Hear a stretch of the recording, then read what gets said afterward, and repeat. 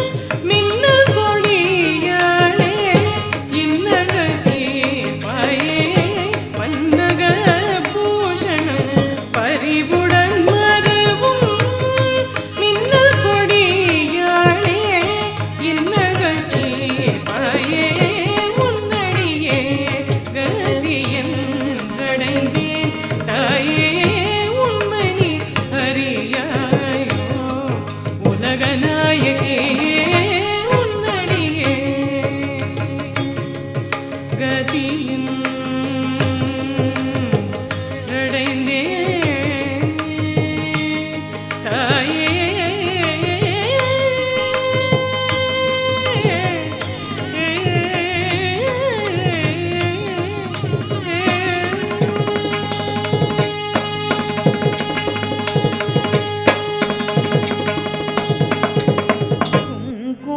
குங்குமமாவது குறைகளை தீர்ப்பது, குங்குமமாவது குடியினை காப்பது. குங்குமமாவது குறைகளை தீர்ப்பது, குங்குமமாவது குடியினை காப்பது. குங்குமமாவது குணமதை அளிப்பது, குங்குமமாவது குணமதை அளிப்பது. காஞ்சி காமாட்சியின் குங்குமமாமே, காஞ்சி காமாட்சியின் குங்குமமாமே.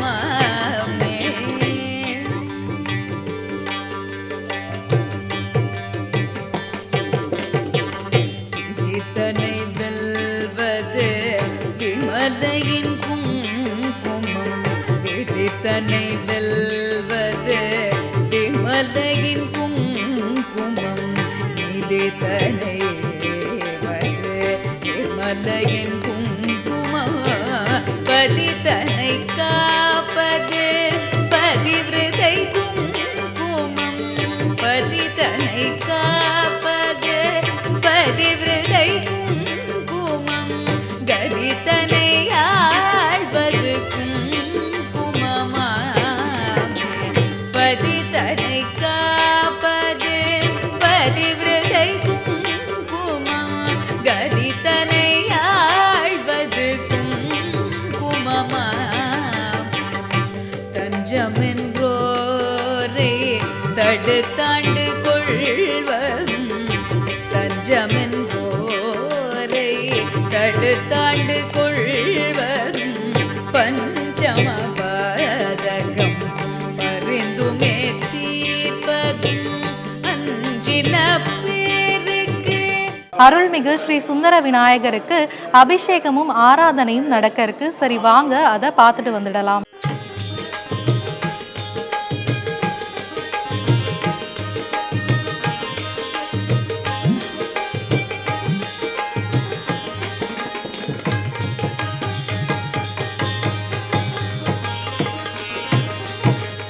கஜமுகனே நீ வரவேண்டும், கஜமுகனே நீ வரவேண்டும், கஜமுகனே நீ வரவேண்டும். கருணையுடன் உங்களை காத்திட வேண்டும், கஜமுகனே நீ வரவேண்டும். கருணையுடன் உங்களை காத்திட வேண்டும், கஜமுகனே நீ வரவேண்டும்,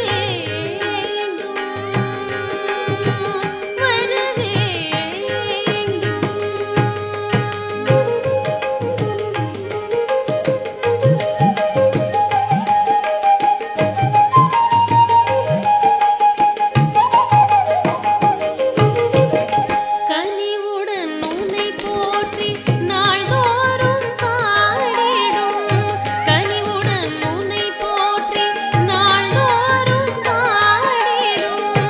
ஏழை இனத்திரங்க ஏன் இந்த தாமதமோ, ஏழை இனத்திரங்க ஏன் இந்த தாமதமோ, கஜமுகனே நீ வரவேண்டும், கருணையுடன் உங்களை காத்திட வேண்டும், கஜமுகனே நீ வரவேண்டும், வரவேண்டும்.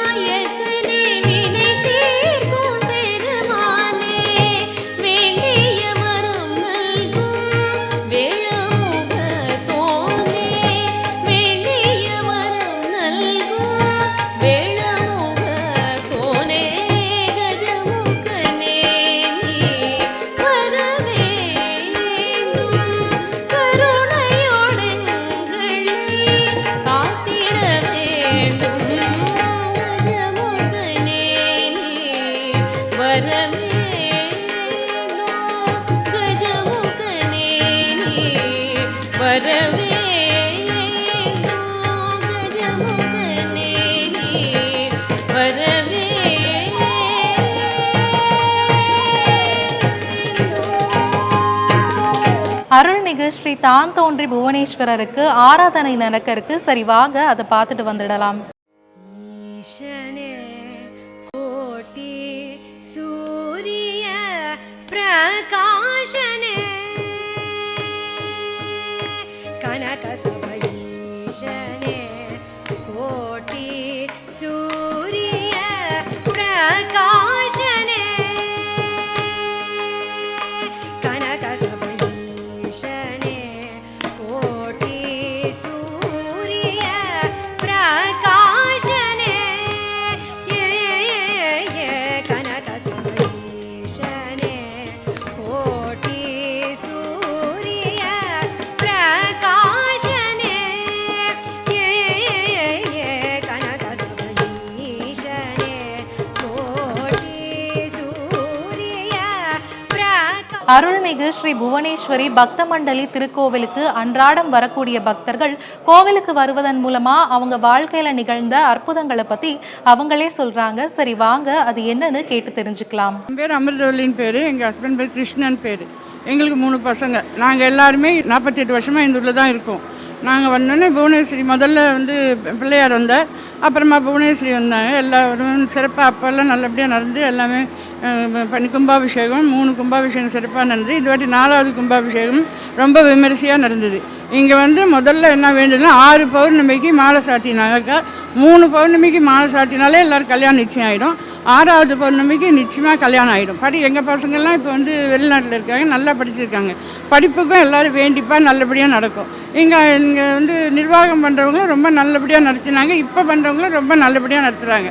அதுவும் நிறைய மாலை சாத்துறது எல்லாம் இந்த வழி எப்போ பாரு இதான விசேஷங்கள் அதுக்குள்ள நடந்துகிட்டே இருக்கும். நாங்கள் இங்கே இருக்கவங்க எல்லாருமே ரொம்ப சந்தோஷமாக இருக்கோம். இங்கே இந்த தெருவில் இருக்கவெல்லாம் ரொம்ப நல்லா இருக்கா, யாருக்கும் எந்த குறையும் இல்லை. அதனால் புவனேஸ்வரி மாதாக்கு ஜெய். என் பேர் பேபி. நாங்கள் வந்து 42 வருஷம் 43 வருஷம் ஆச்சு. 79ல் வந்தோம் இந்த ஏரியாவுக்கு. 82ல் பிள்ளையாரை வச்சாங்க.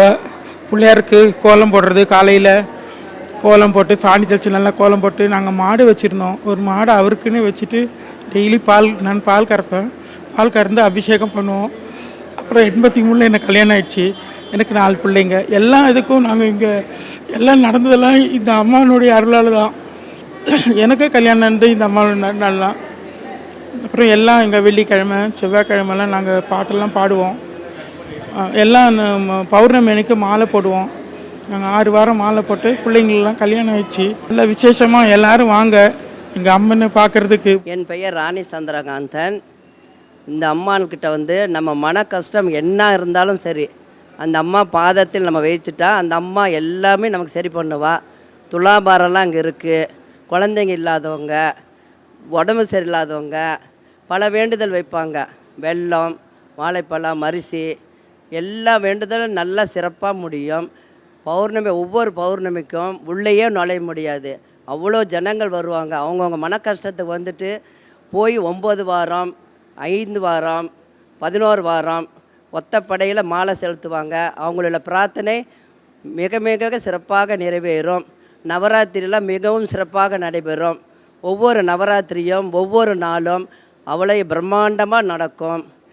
கமிட்டி மெம்பருங்க எல்லாரும் மிக சிறப்பாக நடத்தி கோயிலை முன்னுக்கு கொண்டு வந்திருக்கிறார்கள். உள்ளேயே நுழைய முடியாத கூட்டம் இருக்கும். வெளியிலலாம் வண்டி கூட நிறுத்த முடியாது எங்களால். அவ்வளோ சிறப்பாக மிக சிறப்பாக இந்த கோயிலில் எல்லா வேண்டுதலும் நிறைவேறும். நமஸ்காரம்.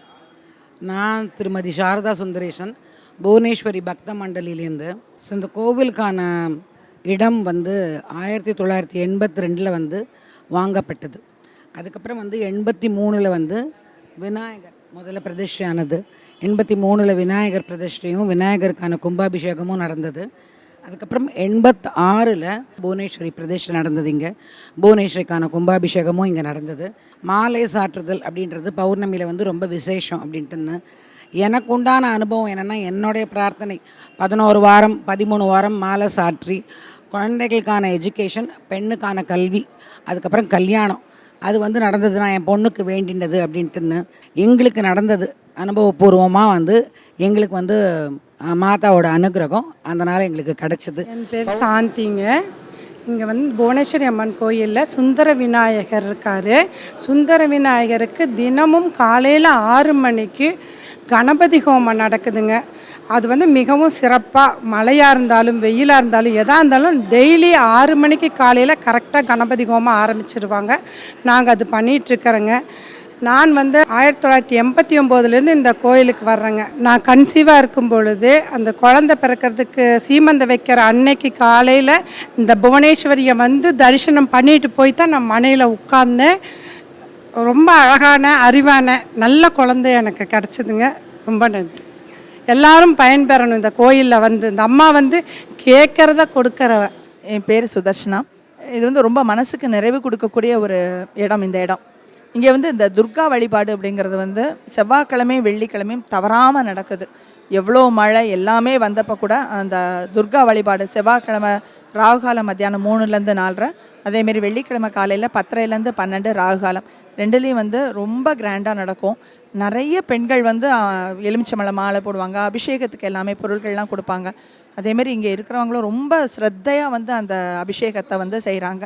அதேமாரி இந்த கோவிலும் இல்லாத இன்னொரு சிறப்பு என்னென்னா இங்கே புடவை சாத்துறது. இப்போ நான்லாம் என் பையனோட கல்யாணத்துப்போ வந்து அம்பாளுக்கு வேண்டிட்டு இப்போ அந்த 9 மணிக்கு வந்து அந்த புடவை சாத்துறதுங்கிறது வந்து ரொம்ப விசேஷமாக சொன்னாங்க. அதனால் அந்த இடத்துல சாத்திட்டு நல்லபடியாக எனக்கு பேரன் பேத்தி அந்த மாதிரி கிடச்சிருக்காங்க. அது ரொம்ப சந்தோஷமாக இருந்தது மனசுக்கு. வணக்கம், நான் கற்பகம் பேசுகிறேன். நான் என்னோடய எக்ஸ்பீரியன்ஸ் சொல்லணும் அப்படின்னு சொன்னால், இந்த கோயிலுக்கு வந்து ஒரு 25 வருஷத்துக்கு முன்னாடி இந்த ஏரியாவுக்கு நான் வந்தேன். பயங்கர கூட்டமாக இருந்தது. அன்றைக்கி நைட்டு பார்த்தா ஜனவரி 1ஆம் தேதி. 1ஆம் தேதி அன்னைக்கு ஏன் இவ்வளோ கூட்டம் போயிட்டுருக்கு அப்படின்னு நான் பார்த்தப்ப எல்லோரும் கோயிலுக்கு வந்துட்டு போயிட்டு இருந்தாங்க. மறுநாள் காலையில் இருந்துச்சா பக்கத்தில் புவனேஸ்வரி அம்மன் கோயில் இருக்குது அப்படின்னு சொன்னாங்க. வந்து பார்த்து சாமி கும்பிட்டதுலேருந்து ஒரு 4-5 வருஷம் இந்த ஏரியாலே இருந்தேன். அதுக்கப்புறம் வீடு மாற்றி வேறு இடத்துக்கு போகிற மாதிரி எனக்கு ஒரு சூழ்நிலை வந்தது. நான் அம்மனை வேண்டிட்டு அந்த ஏரியாவுக்கு திருப்பி போயிட்டு இதே இடத்துக்கு திருப்பி வந்தேன் நான். அதுதான் இந்த அம்மனோட இது. அதுவும் இந்த கோயில் பக்கத்திலே எனக்கு வீடு கிடச்சி இன்றைக்கி வந்து எல்லா செல்வங்களும் பெற்று நல்லா இருக்கேன், இந்த ஏரியாவில் நல்லா இருக்கேன் அப்படின்னு சொன்னால் இந்த அம்மனோட அருள். ஒவ்வொரு பௌர்ணமியும் ரொம்ப நல்லா இருக்கும். ஒவ்வொரு வேண்டுதலும் நடக்கும். மாலை சாத்தி என்ன வேண்டுனாலும் கிடைக்கும். இங்கே வந்து புவனேஸ்வரிக்கு மாலை சாத்தினா கல்யாணம் ஆகும்னாங்க. என் பையனுக்கு இப்போ கல்யாணம் ஆகணும். அதை வேண்டிட்டு இப்போ வந்து பௌர்ணமி இப்போ நான் மாலை சாத்தின்னு இருக்கேன். இப்போ புதுசு எங்கெல்லாமோ அன்னாபிஷேகத்துக்கும் பிரதோஷத்துக்கும் வெவ்வேறு கோயிலில் ரொம்ப தூரம் அலைஞ்சு நாங்கள் போய் தரிசனம் பண்ண வேண்டியது. இப்போ இங்கே புவனேஸ்வரி கோவில்லையே சிவன் பிரதிஷ்டை பண்ணிட்டாங்க. சிவன் பிரதிஷ்டை பண்ண அன்னிலேருந்து ஒரு மண்டலம் நம்ம எது வேண்டிண்டு அது கண்டிப்பாக நிறைவேறும். இந்த ஆலயம் வந்து 1982ஆம் வருடம் ஸ்தாபிக்கப்பட்டது. முதலில் சுந்தர விநாயகரை பிரதிஷ்டை செய்து கோவிலோட வளர்ச்சியை தொடங்கினாங்க. சுந்தர விநாயகர் வந்துட்டு 1983 சாந்தானந்த சுவாமி அவர்களை புதுக்கோட்டையில் போய் இங்கே இருக்கிற பகுதி மக்கள் சந்தித்து அவர்கள் இங்கே கோவில் அமைக்கணும், என்ன கோவில் அமைக்கலாம்ன்ட்டு அவங்கக்கிட்ட கேட்ட சமயத்தில் ஸ்ரீமத் சாந்தானந்த சுவாமி அவர்கள் பக்தர்களுக்கு அருளாசி வழங்கி இங்கே புவனேஸ்வரியை பிரதிஷ்டை, அங்கே புதுக்கோட்டையில் இருக்கிற மாதிரியே இங்கே புவனேஸ்வரியை வந்து பிரதிஷ்டை பண்ணணும் அப்படின்னு கேட்டுக்கிட்டார். அதற்கிணங்க 1984 தொடங்கப்பட்ட இந்த கோவில் முதல் கும்பாபிஷேகம் நடந்தது. அதுக்கப்புறம் 2வது கும்பாபிஷேகம், 3வது கும்பாபிஷேகம், இப்போது 2006 3வது கும்பாபிஷேகம் நடைபெற்றது. அதற்கப்புறம் 20 வருட கால இடைவெளிக்கு பிறகு இப்பொழுது இந்த பகுதி மக்களின் பேராதரவுடனும் பக்த கோடிகளுடன் பேராதரவுடனும் கடந்த 25 ஜனவரி 25ஆம் நாள் தை மாதம் ரேவதி நட்சத்திரம் அன்று சிறப்பாக 4வது கும்பாபிஷேகம் பூஜ்ய ஸ்ரீ பிரணவானந்த சுவாமி அவர்களின் தலைமையில் அவர்களுடைய திருக்கரங்களால் கும்பாபிஷேகம் மகா கும்பாபிஷேகம் நடத்தி வைக்கப்பட்டது. இப்போ வந்து இந்த ஆலயத்தில் காரியதர்சியாக இருக்கேன். என்னை சுற்றி கோவில் நிர்வாகிகளும் இருக்காங்க.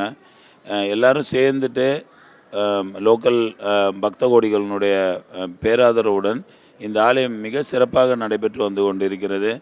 இப்போ இந்த வருஷம் வந்து என்ன, இந்த 4வது கும்பாபிஷேகத்தில் ஒரு பெரிய சிறப்பு என்னன்னா, ஆல்ரெடி இருக்கிற பரிவார தேவதைகள் கூட புவனேஸ்வரியோட சாந்தானந்த சுவாமியோட அனுகிரகத்தால் மேலும் இந்த வருடம் இதற்கு ஒரு முத்தாய்ப்பாக தான் தோன்றி புவனேஸ்வர் இங்கே இந்த ஏரியாவில் வந்துட்டு ஒரு சிவன் கோவில், சிவன் பிரதிஷ்டை ஆர் சிவன் வழிபாடு, இந்த பிரதோஷ வழிபாடு, சிவராத்திரி இந்த மாதிரி டைமில் வந்து நாங்கள் வேறு ஏரியாவில் போயிட்டு சிவன் வழிபடுற மாதிரி ஒரு சுச்சுவேஷன் இருந்தது.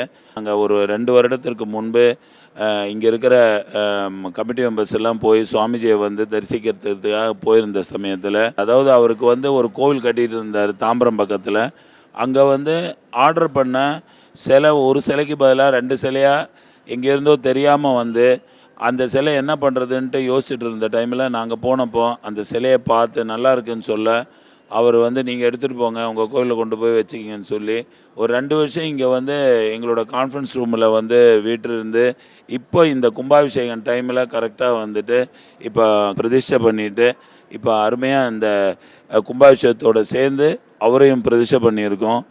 பக்த கோடிகள் மேலும் மேலும் சிறப்பாக இந்த ஏரியாவில் எல்லா வளமும் பெற்று சரஸ்வதி கடாட்சம், லக்ஷ்மி கடாட்சம் மற்றும் தேவி கடாட்சம் எல்லாம் ஒருங்கே பெற்று இந்த ஏரியாவில் அம்பாள் வந்து கோவில் மூடி இருக்கிற டைம்லையும் 24/7 வந்துட்டு மகாமேரு மூலமாக இந்த ஏரியா மக்களுக்கு வந்துட்டு அவங்க அனுகிரகம் பண்ணிக்கிட்டு இருக்காங்க. என் பேர் சித்ரா பிரேம். இங்கே ஒரு ஸ்டோரி இருக்குது தட் ஒரு நாள் ராத்திரிக்கு சில பேர் ஒரு சின்ன பேபியை கேர்ள் நடந்து போகிறத பார்த்துருக்காங்க. ஸோ இந்த அம்மனுக்கு அவ்வளோ அவங்க தான் அந்த அம்மனை ஃபாலோ பண்ணினா இந்த கோவிலுக்குள்ளே வந்துட்டாங்களாம். ஸோ இது வந்து அந்த பகவான் தான் இந்த ஃபுல் காலனியே நம்ம பார்த்துக்கிறது அப்படின்னு ஒரு பிலீஃப் இருக்குது. தேங்க்யூ. அருள்மிகு ஸ்ரீ புவனேஸ்வரி பக்த மண்டலி கோவிலோட அர்ச்சகர் அவர்கள் கோவிலோட வரலாறு பற்றியும் கோவிலோட சிறப்புகளை பற்றியும் விளக்கமா சொல்றாரு. சரி, வாங்க அதையும் என்னன்னு கேட்டு தெரிஞ்சுக்கலாம். நம பார்வதி பதஜே ஹர ஹர மகாதேவ. ஜெய் சுந்தர மகாகணபதி மூர்த்திக்கு ஜெய். ஜெகன்மாதா புவனேஸ்வரி தேவிக்கு ஜெய். எல்லாம் வல்ல கருணையே வடிவாகிய எம்பெருமான் உமையொருபாகனுடைய பெருங்கருணை திருவருளினாலும் ஆதம்பாக்கம் ஆண்டாள் நகரிலே எழுந்தருளி நமக்கெல்லாம் அருள் பாலித்து கொண்டிருக்கக்கூடிய அன்னை ஸ்ரீ புவனேஸ்வரியின் பரிபூர்ண கடாட்சத்தினாலும் ஒரு 40 வருடங்களிலாக நமது ஆலயத்திலே அந்த அன்னை சக்தி வாய்ந்த அன்னையாக இங்கே அருள் பாலித்து கொண்டிருக்கின்றாள். நமது ஆலயத்திலே முதலிலே இங்கே சுந்தர கணபதியை பிரதிஷ்டை செய்தார்கள். அதனைத் தொடர்ந்து மாதந்தோறும் இங்கே சங்கடஹர சதுர்த்தி சிறப்பான முறையிலே மகாபிஷேகத்தோடு நிகழ்ந்து கொண்டிருக்கின்றன. எல்லோருடைய காரியங்களிலேயும் தடையில்லாமல் எல்லோரும் வெற்றி பெறுவதற்காக நிறைய பக்தர்கள் 300க்கும் மேற்பட்ட பக்தர்கள் சங்கடஹர சதுர்த்தி பெருவிழாவிலே இங்கே வருகை தந்து அந்த சுந்தர கணபதிக்கு அபிஷேகம் மற்றும் அர்ச்சனையை செய்வார்கள். இன்னும் ஒன்று சிறப்பு என்ன அப்படின்னா, நமது ஆலயத்திலே ஒவ்வொரு மாதமும் பௌர்ணமி அன்று நமது அன்னை புவனேஸ்வரிக்கு எல்லோரும் மாலை சாற்றி இங்கே வேறொரு மாலை பிரசாதமாக வழங்குவார்கள். இதனுடைய தாத்பரியம் என்ன அப்படின்னா, விவாகமாகாதவர்களுக்கு இங்கே திருமண தடைகளை எல்லாம் நீக்கி நமது அன்னை விரைவிலே விவாகத்தை அனுகிரகம் செய்கின்றாள். புத்திர சந்தானத்திற்காக நிறைய பேர் மாலை சாற்றி இங்கே எல்லோருக்கும் சந்தான பாக்கியங்கள் நிகழ்ந்தன. எல்லா விதமான நவக்கிரக தோஷங்களும் இந்த ஆலயத்திலே அன்னையை தரிசித்து அன்னைக்கு மாலை சாற்றி வழிபட்டால் இங்கே நவக்கிரக தோஷங்கள் போன்ற அனைத்து விதமான தோஷங்களும் நீங்குகின்றன. சாஸ்திரமே என்ன சொல்கிறது அப்படின்னா, ஜகத் சக்திமயம் வித்யாத் சக்திம் பிரேரயிதா சிவஹான்னு சாஸ்திரம் சொல்கிறது. ஜகத்து அப்படின்னா இந்த உலகத்துக்கு பேர். இந்த உலகமே எப்படி இருக்குது அப்படின்னா சக்திமயமாக இருக்கின்றதான்.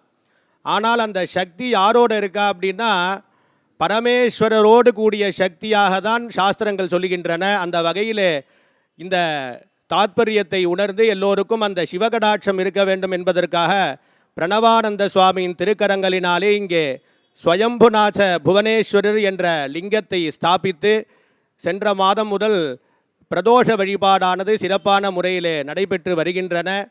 வருடந்தோறும் எல்லோரும் மாணவ செல்வங்கள் எல்லோரும் கல்வியிலே சிறந்து விளங்க வேண்டும் என்பதற்காக இந்த பிப்ரவரி மாதம் மாசி மாதத்திலே அந்த அன்னையின் சன்னிதானத்திலே சரஸ்வதி யாகங்கள் நிகழ்கின்றன. வருடத்திலே ஆடி மற்றும் தை மாதத்திலே நமது ஆலயத்திலே எல்லோருக்கும் தீர்க்க சுமங்கலி பாக்கியங்கள் கிட்ட வேண்டும். திருமணமாகாத கன்னியா குழந்தைகளுக்கு உரிய காலத்திலே திருமணம் கைகூட வேண்டும் என்பதற்காக ஆடி வெள்ளி மற்றும் தை வெள்ளியிலே இங்கே திருவிளக்கு பூஜையானது சிறப்பான முறையிலே நடைபெற்று வருகின்றது. வசந்த நவராத்திரியிலே ஸ்ரீசக்கர மகாவேரு அந்த லலிதா திரிபுர சுந்தரிக்கு ஸ்ரீவித்யா நவாவரணம் என்று சொல்லக்கூடிய ஒரு உன்னதமான சாக்த வழிபாடானது இங்கே வசந்த நவராத்திரியிலே நிகழ்கின்றன. சாரதா நவராத்திரியிலே மூலஸ்தானத்திலே இருக்கக்கூடிய அன்னை புவனேஸ்வரிக்கு ஒவ்வொரு நாளும் அந்த அன்னைக்கு சரஸ்வதி, லக்ஷ்மி போன்று பலவிதமான அலங்காரங்கள் இங்கே சாரதா நவராத்திரியிலே நிகழ்கின்றன. அடுத்தது ஆஷாட நவராத்திரியிலே 2 வருடங்களாக அந்த அன்னை வாராகியை குறித்து இங்கே 10 நாட்கள் சண்டி யாகமானது நிகழ்ந்து கொண்டிருக்கின்றன. தை மாதத்திலே வரக்கூடிய ஷியாமலா நவராத்திரியிலே, மாக நவராத்திரி என்று சொல்லக்கூடிய இந்த நவராத்திரியிலே, ஷியாமலா நவராத்திரியிலே இங்கே ஸ்ரீசக்கர மகாவேருவிற்கு நவாவரண பூஜைகள் நிகழ்கின்றன. இன்னும் சில சிறந்த யாகங்கள் எல்லாம் இங்கே நிகழ்ந்து கொண்டிருக்கின்றன. எனவே எல்லோரும் இந்த ஆதம்பாக்கம் ஆண்டாள் நகர் புவனேஸ்வரி ஆலயத்திற்கு திரளாக வந்திருந்து அன்னைக்கு மாலை சாற்றி வழிபாடை செய்யுங்கள். எல்லோருடைய வாழ்க்கையிலேயும் அபிராமி பட்டர் சொன்னது போல கலையாத கல்வி போன்ற அனைத்து விதமான 16 விதமான செல்வங்களும் கிட்டும் என்பதை இந்த தருணத்திலே சொல்கின்றோம். இன்றைய மண்ணின் சாமிகள் நிகழ்ச்சிக்காக சென்னை ஆதம்பாக்கத்தில் அமைந்துள்ள அருள்மிகு ஸ்ரீ புவனேஸ்வரி பக்த மண்டலி ஆலயத்துக்கு தான் வந்திருந்தோம். கோவிலுக்கு வந்ததும் அம்மனை தரிசித்தோம். அதுக்கப்புறம் கோவிலுக்கு அன்றாடம் வரக்கூடிய பக்தர்கள் கோவிலுக்கு வருவதன் மூலமா அவங்க வாழ்க்கையில நிகழ்ந்த அற்புதங்களை பத்தி அவங்களே சொன்னாங்க. அது என்னன்னு கேட்டு தெரிஞ்சுக்கிட்டோம். அதுக்கப்புறம் கோவிலோட அர்ச்சகர் கோவிலோட வரலாறு பற்றியும் அம்மனோட பெருமைகளை பற்றியும் விளக்கமா சொன்னாரு. அதையும் என்னன்னு கேட்டு தெரிஞ்சுக்கிட்டோம். நீங்களும் அருள்மிகு ஸ்ரீ புவனேஸ்வரி பக்த மண்டலி ஆலயத்துக்கு வந்து அம்மனை வழிபட்டு அருள் பெறுங்க. மீண்டும் இது போன்ற ஒரு நிகழ்ச்சியில் சந்திப்போம். அதுவரை உங்களிடமிருந்து விடை பெறுவது பிரீத்தி. நன்றி, வணக்கம்.